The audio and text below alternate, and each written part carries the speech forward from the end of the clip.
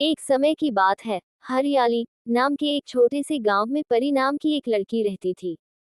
परी नाम था उसका, पर उसका जीवन किसी परी कथा जैसा बिल्कुल नहीं था। उसके माता पिता बहुत गरीब थे और एक पुरानी टूटी फूटी झोपड़ी में रहते थे। परी के हिस्से में महंगे कपड़े या स्वादिष्ट भोजन नहीं था, मगर भगवान ने उसे एक अनमोल खजाना दिया था, एक दयालु हृदय और मेहनती स्वभाव। परी सुबह सूरज उगने से पहले उठ जाती थी। सबसे पहले वह अपनी बूढ़ी दादी के लिए पीने का पानी लाती और घर के छोटे मोटे काम निपटाती। फिर वह अपनी माँ के साथ खेतों में काम करने जाती। कड़ी धूप में मिट्टी खोदना, बीज बोना और घास काटना उसके लिए रोज का काम था। उसका छोटा शरीर जरूर थक जाता था, पर उसके चेहरे पर कभी शिकन नहीं आती थी। गांव में सब लोग परी को बहुत पसंद करते थे।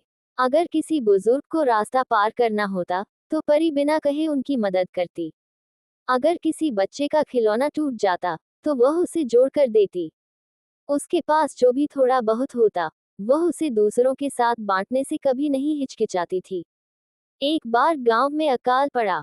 सबके पास खाने की कमी थी।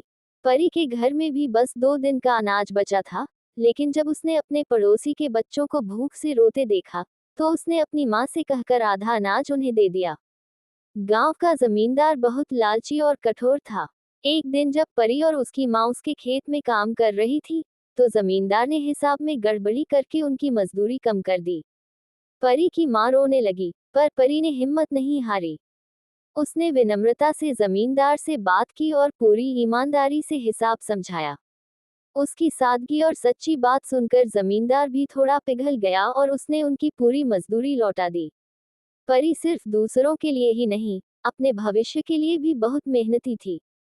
दिन भर के काम से लौटने के बाद, जब बाकी बच्चे खेलते थे, तब वह गांव के स्कूल में जाकर मास्टर जी से पुरानी किताबें मांग लाती और रात में दिए की हल्की रोशनी में बैठकर पढ़ती थी।